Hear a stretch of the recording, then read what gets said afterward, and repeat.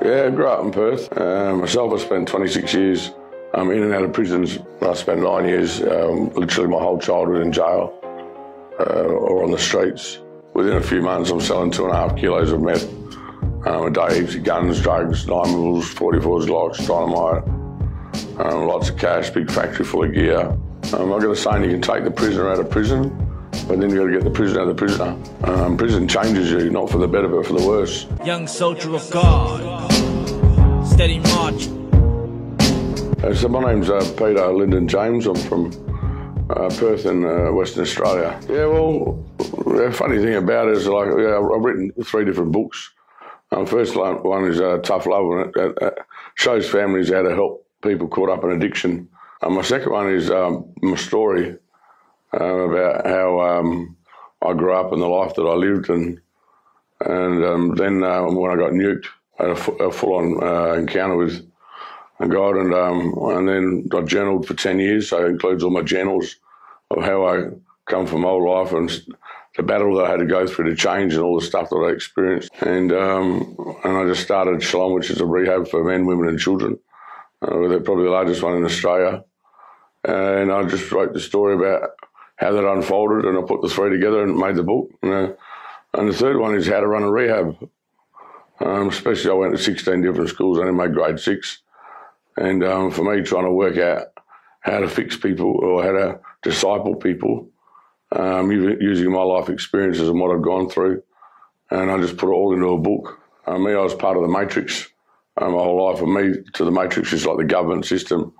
But Shalom, what we do is not just rehabilitation, but reintegration, resocialisation, and rehabilitation. We focus on all the hard issues. We bring restoration, not just to the root cause of why people are like they are. We get everyone off all medications, including antidepressants and anti-psychs. We also help to restore the whole family, everyone who's been addicted by that person's wrong choices. We get everyone 100% debt-free, fix all their paperwork up, their life and credit ratings and stuff. We also focus on all the general issues. So when everyone who graduates a program, we fully furnish a house for them for free, and give them a car and a licence, and we all get them working all full time with employing the same page as the rehab. Myself, I spent 26 years in and out of prisons from the age of 9 is when I first got put into prison. Mum and Dad, typical story, Mum and Dad split up when I was a kid. I'm the second oldest. Dad went off with a babysitter when she was like 15 and, having a couple of kids with her, left Mum with 5 kids. And I was facing all these circumstances I didn't understand.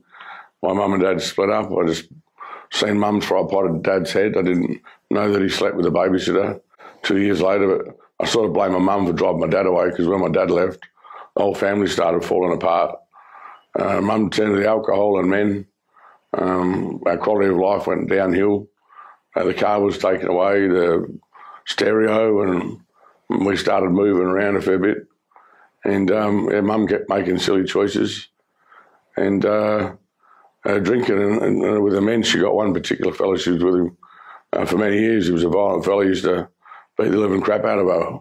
And so we'd move from school to school, suburb to suburb, around Perth.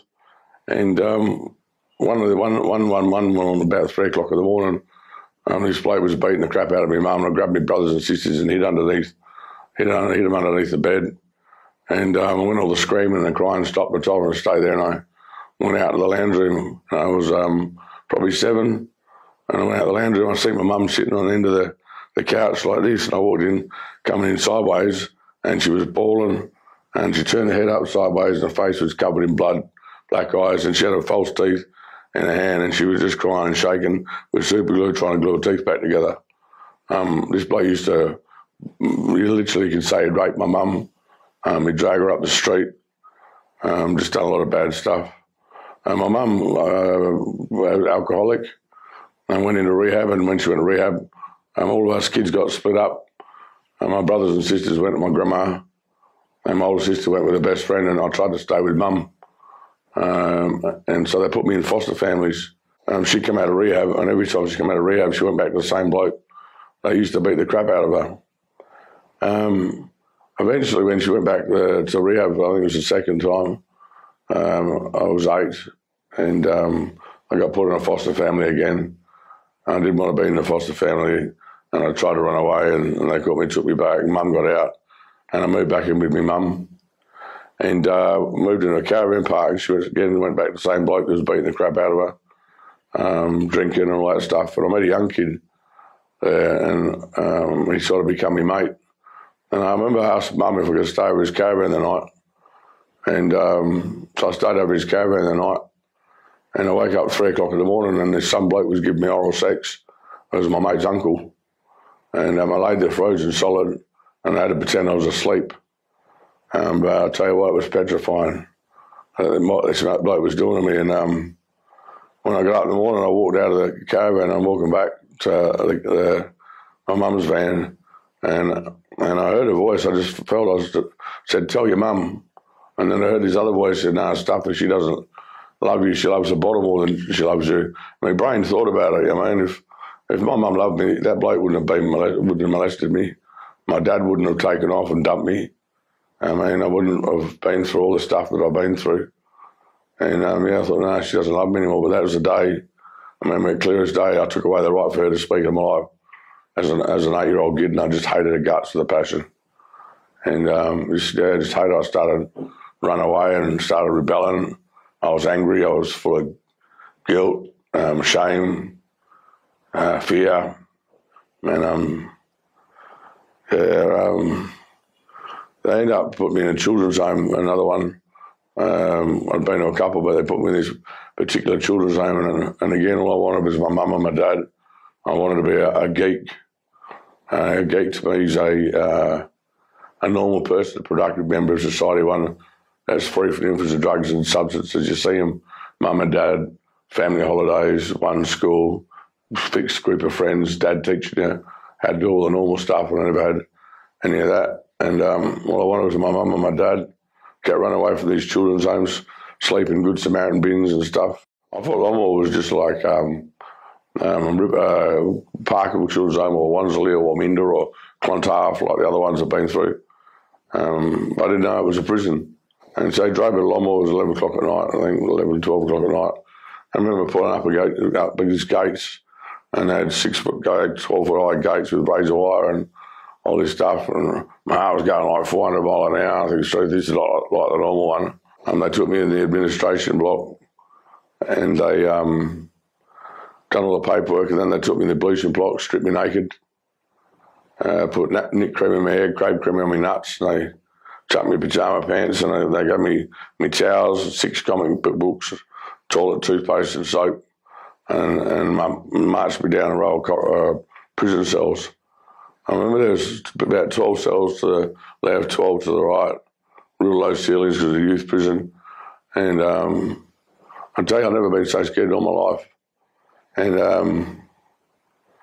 when the prison officer opened the gate and opened the cell door, and I went in the thing and he bolted it shut, and I could hear him walking up, still hear the keys jingling. And I threw my stuff on my metal bench, and then I jumped on the bed and I cuddled my pillow, and I bawled my eyes out, rocking side to side, just flat out, crying, saying, "Please, please, please let me out now. If you let me out now, I'll behave, I won't run away again." I know that if somebody had opened that door that day, that experience scared the living crap out of me. And I know that my life would have changed and I wouldn't have run away again. I'd done nothing wrong to be put in a prison. I faced circumstances that I didn't create. And I made choices, and the choices, here I am in jail. And as I was rocking side to side in my cell crying, I heard a voice again, and his voice said, "Peter, from this day forward, you're going to have to look after yourself." So I made a vow as a 9-year-old boy, and I can remember it clear as day. I said, "From this day forward, I'm going to look after me." And I wake up the next day, stand by your door for cell inspection, clean the floors, done all that sort of stuff. I ended up spending 3 months in that prison. And the 3 months that I spent in the prison, there's nearly 200 kids in there. And all them kids, they all had stories like mine. Their mum would run off with another man, or dad would run off with another woman, or mum and dad were bashing each other, or they'd been sexually abused. They were the rejects of society.